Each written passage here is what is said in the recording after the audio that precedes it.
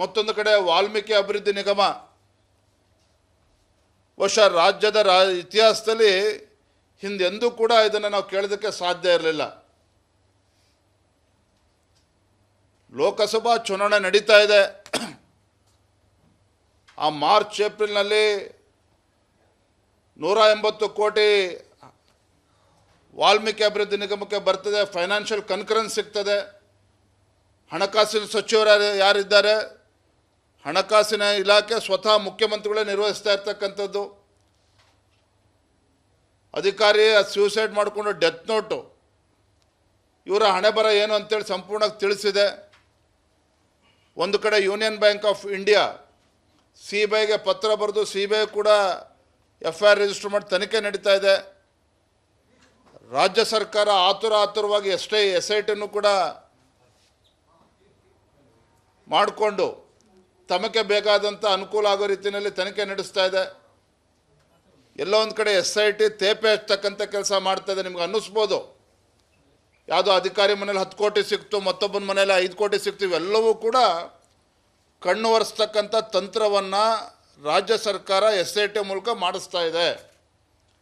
ಯಾಕೆ ಮಾತನ್ನು ಹೇಳ್ತಾ ಇದ್ದೇನೆ ಅಂತ ಹೇಳಿದ್ರೆ, ಇವತ್ತು ನಾಗೇಂದ್ರ ಅವರು ಸಚಿವರು ಇವತ್ತು ರಾಜೀನಾಮೆ ಕೊಟ್ಟಿದ್ದಾರೆ, ಒಪ್ಕೊಳ್ತೇನೆ. ಆದರೆ ಲೋಕಸಭಾ ಚುನಾವಣೆ ನಡೀತಾ ಇದ್ದಂಥ ಸಂದರ್ಭದಲ್ಲಿ 100 ಕೋಟಿ Andhra Pradesh ಹೈದ್ರಾಬಾದಲ್ಲಿ bank account open ಮಾಡಿ ಟ್ರಾನ್ಸ್ಫರ್ ಆಗ್ತದೆ. ಯಾವುದಾದೋ ಬೇನಾಮಿ ಕಂಪ್ನಿಯಲ್ಲಿ ಅಕೌಂಟನ್ನು ಕ್ರಿಯೇಟ್ ಮಾಡಿ ಓಪನ್ ಮಾಡಿ ಅಲ್ಲಿ ಹಣ ವರ್ಗಾವಣೆ ಆಗ್ತದೆ, ಅಲ್ಲಿಂದ ಹಣ ವಿಡ್ರಾ ಆಗ್ತದೆ. ಈ ಹಣವನ್ನು ಸಂಪೂರ್ಣವಾಗಿ ಲೋಕಸಭಾ ಚುನಾವಣೆಗೆ ಬಳಸಿದ್ದಾರೆ ಅಂತಕ್ಕಂಥ ಆರೋಪನ ಅವತ್ತಿನಿಂದ ಕೂಡ ನಾವು ಮಾಡ್ತಾ ಇದ್ದೇವೆ. ಹಾಗಾಗಿ ನಾನು ಏನು ಹೇಳೋದಕ್ಕೆ ಹೊರಟಿದ್ದೇನೆ ಅಂತ ಹೇಳಿದ್ರೆ, ಯಾರೋ ಒಬ್ಬ ಅಧಿಕಾರಿ ವಿರುದ್ಧ FIR ರಿಜಿಸ್ಟರ್ ಮಾಡಿ, ಬ್ಯಾಂಕ್ ಅಧಿಕಾರಿಗಳ ವಿರುದ್ಧ FIR ಮಾಡಿ ಮಂತ್ರಿಗಳು ರಾಜೀನಾಮೆ ಕೊಟ್ಟಿದ್ದಾರೆ, ನೋ, ಇಷ್ಟೇ ಅಲ್ಲ. ಇದು ಶರಣ್ ಪ್ರಕಾಶ್ ಪಾಟೀಲ್ ಅವರ ಪಾತ್ರನೂ ಇದೆ ಅಂತೇಳಿ ಇವತ್ತು ಎಲ್ಲರೂ ಕೂಡ ಮಾತನಾಡ್ತಾ ಇದ್ದಾರೆ. ಇವತ್ತು ವಾಲ್ಮೀಕಿ ಅಭಿವೃದ್ಧಿ ನಿಗಮದ ಅಧ್ಯಕ್ಷ ಏನಿದ್ದಾರೆ ಶಾಸಕರು, ಅವ್ರ ಮೇಲೂ ಕೂಡ ಆರೋಪ ಬಂದಿರತಕ್ಕಂಥದ್ದು. ಅವರಿಬ್ಬರೂ ಸಹ ತತ್ಕ್ಷಣ ರಾಜೀನಾಮೆ ಕೊಡಲೇಬೇಕು. ಮತ್ತು ಸ್ವತಃ ಮುಖ್ಯಮಂತ್ರಿಗಳೇ ಹಣಕಾಸಿನ ಇಲಾಖೆಯನ್ನು ನಿರ್ವಹಿಸ್ತಾ ಇರ್ತಕ್ಕಂಥದ್ದು ಅವರ ಗಮನಕ್ಕೆ ಬಾರದೇ ಲೋಕಸಭಾ ಚುನಾವಣೆಯಲ್ಲಿ ಯಾಕೆಷ್ಟೊಂದು ಹಣ ಹಸ್ತಾಂತರ ಆಯಿತು, ಅವರು ಕೂಡ ಜವಾಬ್ದಾರಿಯನ್ನು ಹೊಣೆಗಾರಿಕೆಯನ್ನು ಹೊರಬೇಕಾಗ್ತದೆ. ನಾವು ಕೂಡ 28ನೇ ತಾರೀಕು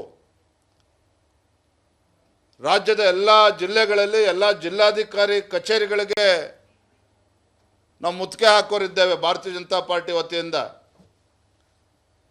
ಕಾರಣ ಏನಪ್ಪ ಅಂತ ಹೇಳಿದ್ರೆ, ಪರಿಶಿಷ್ಟ ಪಂಗಡಕ್ಕೆ ಮೀಸಲಿಟ್ಟಿರ್ತಕ್ಕಂಥ ಹಣ ಇವತ್ತು ಪೋಲಾಗಿದೆ, ದುರ್ಬಳಕೆ ಆಗಿದೆ.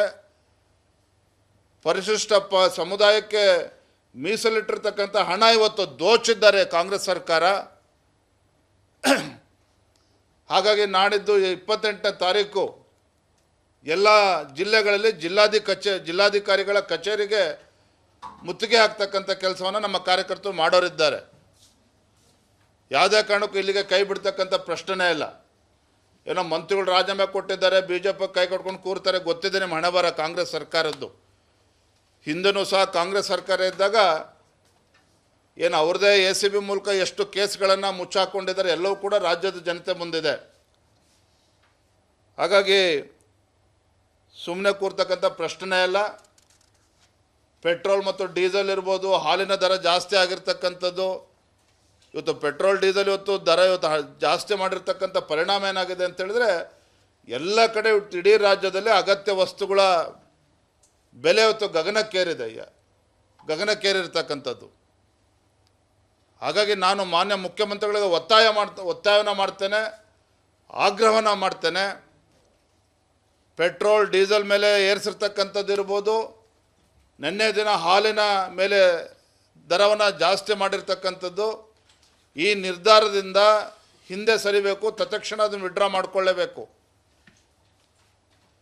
ಭಾರತೀಯ ಜನತಾ ಪಾರ್ಟಿ ಯಾವತ್ತೂ ಸಹ ಜನರ ಪರವಾಗಿ ನಿಲ್ತದೆ. ಜನರ ಪರವಾಗಿ ಹೋರಾಟವನ್ನು ಕೂಡ ನಾವು ಮಾಡ್ತೇವೆ.